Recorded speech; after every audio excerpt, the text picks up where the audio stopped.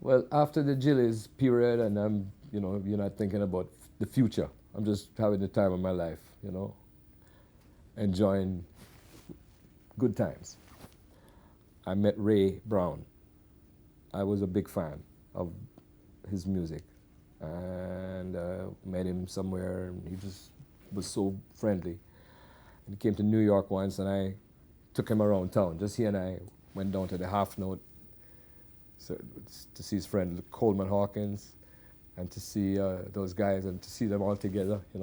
And then I said, what else is going on in town? And I took him uptown to a place on the west side called the DAX, D-A-X, to meet his friends, Wynton Kelly and Sam Jones. They were by themselves playing there. And the camaraderie. And I knew Sam and Wynton really well. And so we bonded. No, he hadn't heard me play the piano. About, I don't know, 6 months later, I'm in California. They asked me to go play at the LA Playboy Club on Sunset. So I go out there. I had met Les McCann. Because Birdland was just up the street from Gillies. So Les McCann came into Gillies and said, hey man, I like how you play. And he hooked me up with his record label, Pacific Jazz. Next thing you know, I'm making my first album. And I was trying to make a point. I forgot it. Breakdown. Oh, Ray. Ray. So he's at the Merv Griffin show. It was then Joey Bishop. So I go backstage and they let me in and I'm hanging out with Ray and all the other musicians. And he tells me he's playing at a club that night where it's not a jazz club. I said, can I come where you're playing? And I said, okay, I'll leave your name at the door. It was the Gaslight on La Cienega. The Gaslight. All the show people are there. They don't care about jazz. So I go down there, I had our car, I rented a car, I drove down, and he was with Mondello, Frankie Cap, and a piano player who, I won't tell the name. They had one more set to play, obligatory. Nobody's listening. There were 2 rooms, the show people are over on the one side, they're in this other room, just by themselves, having a drink, playing pool, and they had one more song to play, just to wrap it up. Hey, it's getting late, guys, we should play a tune. So they go over to the stage area. There's nobody in the place. The piano player is totally whacked out at the bar. He's like this. So Mondello, Frankie Cap, Ray Brown, the piano is minding its own business. And I said, he said, yeah, come on. That's how Ray was. And we started playing something, blues. And within like a chorus, Ray Brown is yelling, yeah, and I'm having the time of my life. It was a pivotal moment. And we played and we had fun, just the musicians, just playing. And I got up from the piano, and the first thing he said to me, when he got enthused, his voice would go up. He says, where you going to be in June?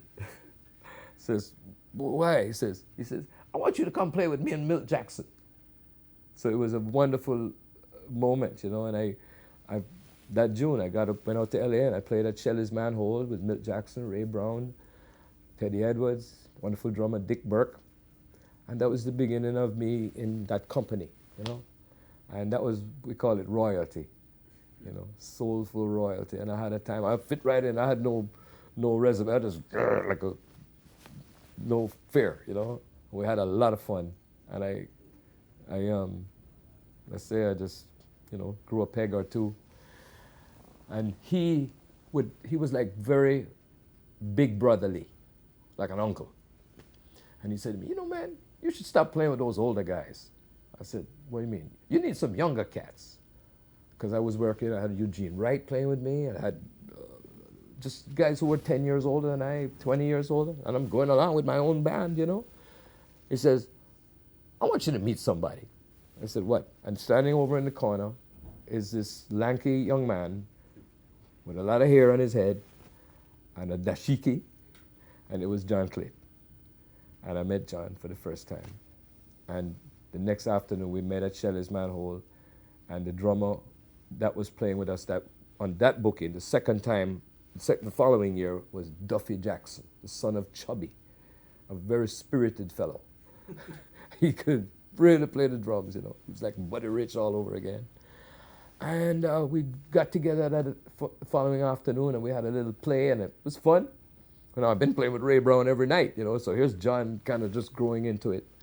And that was our first meeting.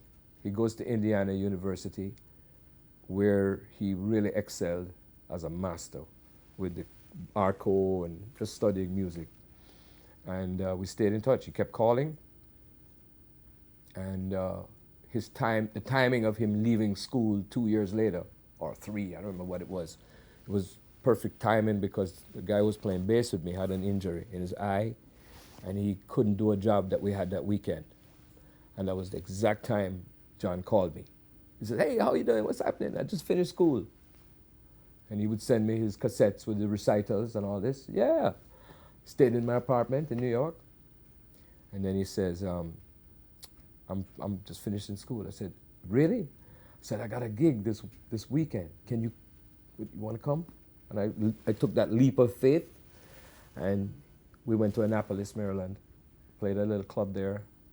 The first week, it was a 2-week booking. The first week with Louis Hayes.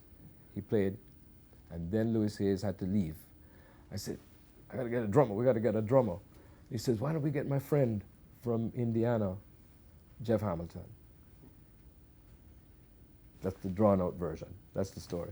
And from the moment we started playing, it was just friendship. That's it. I don't know what it's not music. It's music, but the goodwill, you know. And we never rehearsed hardly. We just go play. We just go play. No drama, just... No drama. And everybody, once every now and then somebody got in a bad mood or something, but we'd always rise. And every time we played, it was like, I felt like I was Joe Namath throwing the ball to those Jets when they were really at it, you know. It was that, you know, and there was no plan. It was always just, you know, just a happening. And here we are. And I see them every so often, and it's just like picking up where we left off.